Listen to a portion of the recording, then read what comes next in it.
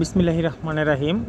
আজকের এনএসআই-এর এডির পরীক্ষার আমরা এখন সমাধান করব। পরীক্ষাটি আজকের হলো 8 তারিখ, অক্টোবরের 8 তারিখে অনুষ্ঠিত হয়েছে। প্রশ্ন সমাধানের গণিত অংশটি এখন আমরা দেখব। আর এর সাথে থাকার জন্য আপনাদেরকে ধন্যবাদ। ঠিক আছে, অঙ্কটি শুরু করা যাক।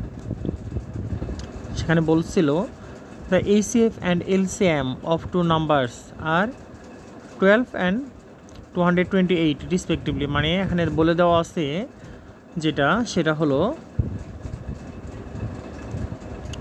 এইচসিএফ দেওয়া আছে দুইটি সংখ্যা, আর এইচসিএফ হলো 12 এবং এলসিএম দেওয়া আছে 244।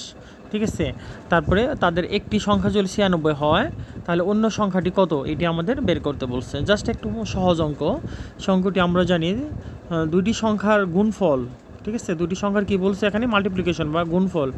ধরি একটি সংখ্যা দেওয়া আছে কত, 96, আরেকটি সংখ্যা মনে করি আমাদেরকে বের করতে বলেছে, ধরে নেই সেই সংখ্যাটি এক্স। তাহলে দুটি সংখ্যার গুণফল হবে, আমরা যেটা জানি সেটা হলো কি এইচসিএফ, ওই সংখ্যা দুটার এইচসিএফ এর সাথে এলসিএম এর গুণফল করলে সমান আসবে।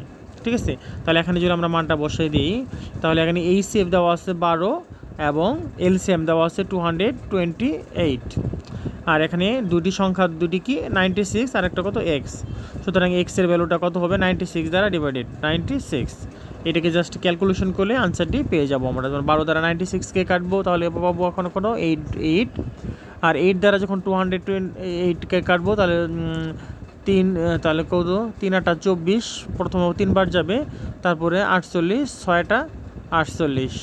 ঠিক আছে, সুতরাং অন্য সংখ্যাটি হলো এক্সের মান কত দাঁড়ালো এখানে 36। ঠিক আছে, সুতরাং আদার নাম্বার ইজ 36। এভাবে আমরা পরবর্তী অঙ্কগুলো সমাধান করব। আমরা দ্রুত যখনই অঙ্কগুলো প্রশ্ন পেয়ে যাব তখনই সমাধান করে আপনাদের দেওয়ার চেষ্টা করব। সাথে থাকার জন্য ধন্যবাদ, সাথে থাকুন।